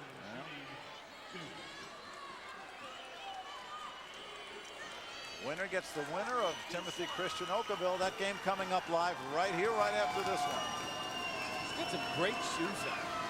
Everybody's got a normal shoes, and here she comes with these red and white jobs. Great shoes. 14 for Beebe. You say nothing about Jerry's tie? It's not bad. Timmons underneath, and that'll do it. Another offensive rebound. Timmons with 12. Here comes Marquette. Time running out now. Long three. Beebe the ball. Only one speed, 100 miles an hour. And Rose gets her from the back. Jessie Rose commits the foul. 43.3. There's Tammy Talbert looking on as her team has apparently run out of ammunition. Tell you what, you really have to credit the depth of Lewiston. They didn't get a great game out of Beebe tonight. She really works hard this afternoon. She really works hard, but she sat out much of the first half with foul trouble. She has not been consistent at the line, but they've had 10 people step up and really play solid basketball. One more time, Marquette throws it away. Now you go back to the hotel, you rest, and you think, well, I'm either playing for third place if you're Marquette, or I'm playing for the state championship in the home of March Madness. Well, you think about that's true. And you think about what Marquette's been through, where they lose their starting center going into the tournament, and how they've compensated, and they lose their top 2 players to fouls. And you know what? It's tough to win like that. Oh yeah. Beebe gets it out. 30 seconds and counting. Again, another semifinal to follow. Double high post delay game. There's your foul. And the reach in. Once again will send Lewiston to the line.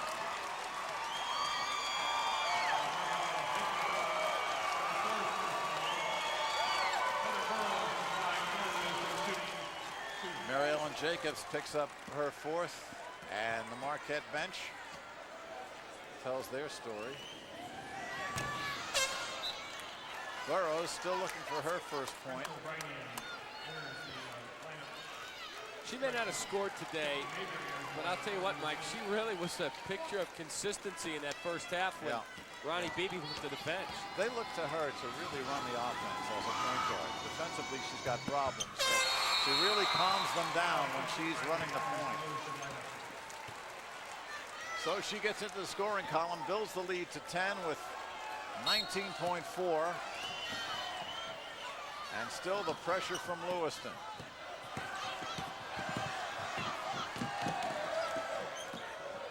Oh, this one is in the books. Jacobs throws up a nice 3. And just before the buzzer, Beebe will try her free throw technique one more time as Jacobs becomes the 3rd explorer to foul out. These young ladies from Marquette have to hold their head high and say, you know what, we had a heck of a run. We're going to go out and try and finish 3rd tonight. They really had a great season. Some adversity they had to deal with. For Lewiston, they get ready and play for the championship. And here's the little engine that could and did, Ronnie Beebe. 5'4".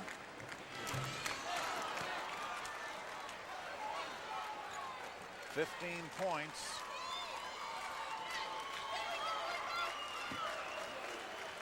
But missed 11 free throws.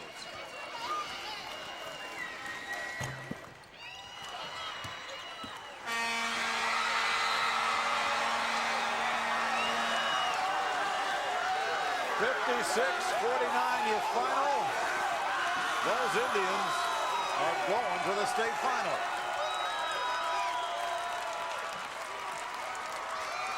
Jerry Wilson, his first trip downstate to the Elite Eight.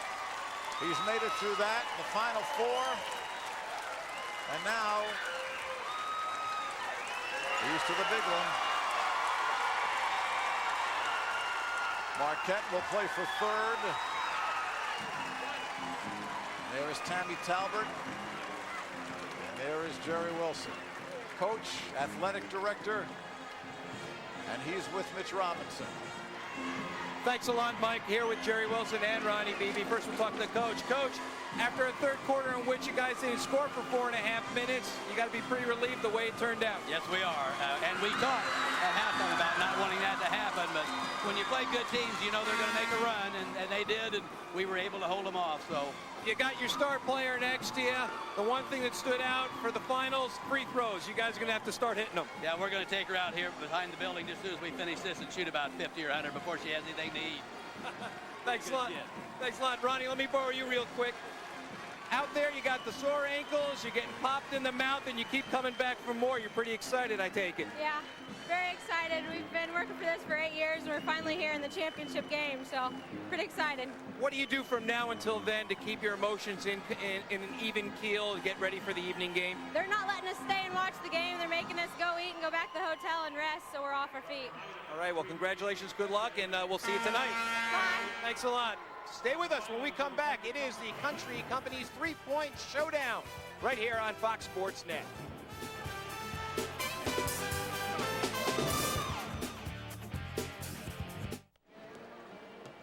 Welcome back to Bloomington Normal here at ISU Redbird Arena. We have just completed the first semifinal game. Lewiston moves on into tonight's championship game of the Class Single A. They beat Marquette in a close game, 56-49. Now we're ready for the Country Company's three-point shootout showdown. The way this works is there were 8 groups of 8 girls each that made it down here to the finals. It's been going on all season long.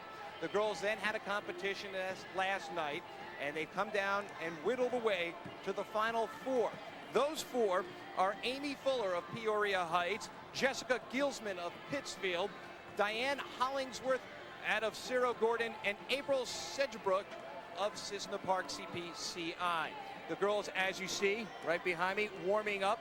They get a 45-second clock, and then it's all shooting. They go through the racks, just like you might have seen in the NBA or the WNBA three-point shots. They go through the racks, and it's the same amount of points for each. And the winner advances on to next weekend, next Saturday night, during the AA championship, where they try to become the Queen of the Hill. In that contest, the Single A champion takes on the AA champion. Last year's winner, you might remember her. She was Miss Basketball in the state of Illinois, Molly McDowell of Nokomis. She was also a member of the state championship or state champion Single A club. Molly also won the Queen of the Hill in that AA competition. In the Queen of the Hill competition, she hit 9 three-pointers during that contest. So they're getting ready, final 7 seconds as the girls continue to prepare for this one. Right now in the silver, you are looking at April Sedgebrook of CPCI. And the final bell has sounded, so the girls get ready. The racks are prepared. Three-point shooting, as you know, is all rhythm. And you've seen these girls in the past get into a rhythm. They're not even thinking about it. They just start throwing it down, grabbing the ball, jumping, the snap of the wrist. It's a fluid motion. Take note of it as the girls go. The first contestant today, Amy Fuller out of Peoria Heights. She's a 6-foot junior. She's a special mention all-stater. She wears number 23. I think people in Illinois know what that number means. Someone who can shoot. As you'll notice out here today, it's a couple of the taller girls, the three-point shooters. Always nice to see the big girls who usually get stuck posting up have the ability to throw it down from the outside, a la a Keith Van Horn, formerly of Utah, now with the New Jersey Nets. So this is Amy Fuller getting ready, and she's underway. 45 seconds. She's 1 for 1, 2 for 2. Look at the motion, perfect 3. She gets 3 of the first 5. 4.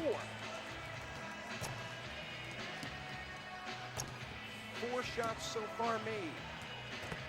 As she steps into it from behind the line, she gets 1 from that rack. She still has 4 three-pointers.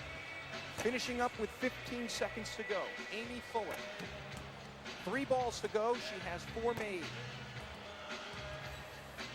5, and her last shot doesn't fall, but Amy Fuller, 5 shots, started off hot, cooled off a bit, but with a smile on her face, as you like to see during this championship weekend.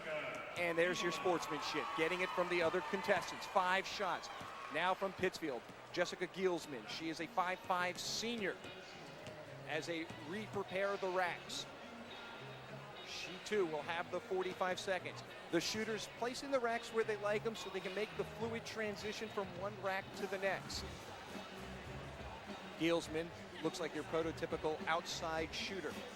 At 5'5", you won't see her down grabbing rebounds, but if she comes off the back screen, watch out. She can hit them. Jessica underway. Getting off to an early start is so critical on this, but once you hit it, there's her first. There you go. As you see, you get to that spot and it keeps going. She's 2 of 5 on the first rack. Nice shot, arcing shot, taking the third. Score to beat is 4. There's her 4th. There's her 5th. She finishes strong. She has 6. 5 more to go. There's number 7. The snap of the wrist. Same motion every time. Jessica with 8. That is the score to beat right now. Jessica Gielsman of Pittsfield. She hits 8 of the 15 shots. Pretty good percentage. Next, from Sarah Gordon, Diane Hollingsworth, a senior. Special mention, all-stater.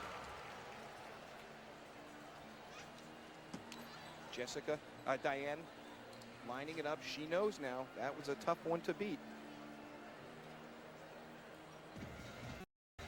Diane getting ready. Remember, after this, we'll have the winner live, and then, of course, there's another game to go in the semifinals. Diane is underway. She's 1 for 1. 1 of 3. 2. She gets 2 out of the first rack into the second rack. Little off there. Still trying to find the spot that she likes. Has 2 down. She'll need to hit all the remaining balls to get in front. 5 shots to go. There's 3. There's 4.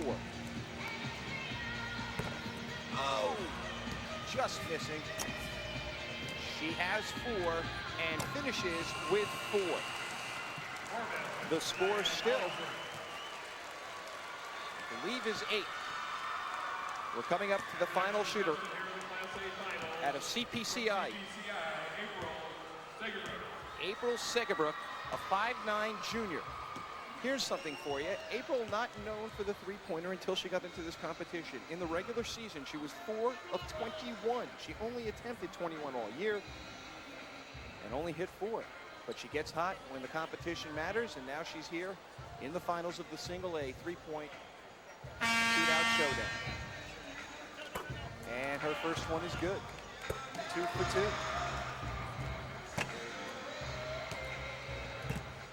2. In and out. Last one from the first rack. She gets it. 3 of the first rack. Underway nicely. She's got 4. She's got 5.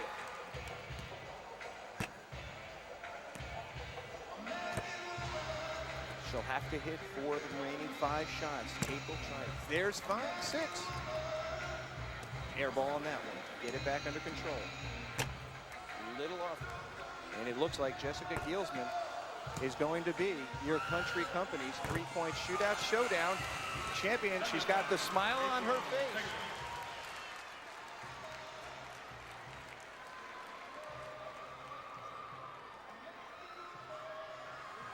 Country company's shootout showdown. Remember, stay with us in a moment. We'll talk with our winner from the Country Company's three-point shootout showdown. Plus, we'll have another exciting IHSA guest. And then we get ready for Game 2 of the Single A semifinals. Stay with us. We'll be right back. Welcome back, Redbird Arena, here with the winner of the Country Company's three-point shootout showdown for the Single A, Jessica Gielsman. Gielsman, is that pronounced right? Giesman, I'm sorry. Jessica, 8 shots. Is it a rhythm that you get into and you're not even thinking about it? You just go on motion? Yeah, I just try doing the fundamentals that everybody's taught me throughout the years and just try getting to go in. Now, I've talked to a lot of players. I've always wanted to know what's more satisfying, a really tough layup or slam dunk for some, or the three-point shot in a game? Well, for me, it's definitely the three-point shot, just because that's usually where I'm shooting from. I don't get very many layups usually. What will you do between now and next Saturday night for the AA Queen of the Hill Showdown? I'll probably practice a little bit, but I'll probably just try to relax and not worry about it too much so I don't get nervous or anything. Just like a pro, she's all nonchalant. This is just another day at the office. Congratulations. Nice job. Thank you very much. Thank you.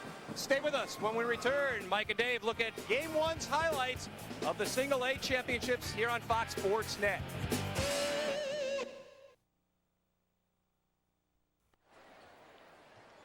Well, in between ball games here at Redbird Arena, it has been certainly time to catch your breath after a very exciting first semifinal between Marquette and Lewiston. Won by Marquette in a game a lot tighter than the final score, 56-49. David Kaplan, we saw both teams really play with their strengths, but in the end it was the depth of Lewiston that, as Jerry Wilson said, was going to be the difference. Absolutely. If you go back and as a coach watch that tape, you'll see the mistakes, some of the forced shots in the first half by Marquette. Lewiston getting into foul trouble and over penetrating, but you're right. Depth won out, and then you have a couple of players, key players, Bierman and Snyder, get into foul trouble in the end, and they couldn't bail their club out. And as far as Lewiston's concerned, they played 9 ball players, 10 eventually. 9 played significant minutes. And that's got to help you not only in the game in terms of your balance, but in the rest you're going to get for the finals tonight. That will help you. Very good point for tonight's game, because you got to turn around and play a second game in one day for the ultimate prize, the state championship. The other thing is, they really did a great job at taking care of the basketball when Ronnie Beebe went to the bench in the first quarter with 3 fouls. Ronnie Beebe came back to really spark this team, even though she shot only 7 for 19 from the line. Going to be working there probably in the afternoon, get that free throw thing going. Right. But Ronnie Beebe was the engine that could, and she really made this team go. We'll show you some of the action from Ronnie Beebe with our Pepsi play of the game. 4 for 11 from the field, but she hit those jump shots and she penetrated. Very good at controlling tempo and being an extension of the coach on the floor. And here she gets a pretty good look and drills it. Ronnie Beebe, the heart and soul of this club on the perimeter. Well, looking at some of the other scoring for Lewiston, Beebe led them with 15 points for the Indians. Janine Timmons, normally the high scorer, with 12. Allison Dutton came up with 11 points, 10 rebounds. She had quite a game. That was really a find. Not that Allison Dutton isn't a good player, but to get that kind of production from a sophomore. Right, as you talk about the depth again, when they can go 9 or 10 down the bench, you heard Coach Wilson say at the half, hey, you know what? When Beebe went to the bench, we don't panic because we play a lot of players. And they sure do. And Jerry Wilson just sits there, hey, no perspiration, no nothing. Let's take a look at some of the final statistics from this one. And when you take a look at the field goal percentage, really not much difference between them. You know, again, the turnovers somewhat. Marquette with 24, but Lewiston, boy, they're all over the ball all the time. Lewiston did a very good job at collapsing anytime the ball went into the painted area. However, if you look at rebounds, there's a difference. Turnovers, a difference. And look at three-point field goals. And for Marquette, they would love to get some of those back. They weren't good looks. They were shots that should not have been taken. Well, you know, sometimes you forget you're talking about 15, 16, and 17-year-old kids. You know, they come out so accomplished. They've been through a season. They're the best. Should not have been taken. Well, you know, sometimes you forget you're talking about 15, 16, and 17-year-old kids. You know, they come out so accomplished. They've been through a season. They're the best of the best. And yet they're still teenagers, and they're not going to do everything exactly right because we know the pros don't either. Absolutely right. They'll go back, and some of the ones that are underclassmen that will come back. We'll watch this tape. It'll be a memory forever that they played in the Elite Eight, and they'll look at it and say, well, I can't believe I did that. But you're right. The television cameras come on. Mike Lederman's in the building, and everything gets cooking. You get playing at a little bit more higher intensity level. That's really intimidating, the fact that we're in the building. We've got a full day to come. We've got the second semifinal coming up in just a few minutes. Oakville and Timothy Christian. Oakville, the top seed in the country, top seed in the state, we should say. And, of course, we will have the championship tonight live right here on Fox Sports Net at 8. So stay with us. Get some more popcorn. We've got some more hoops for you.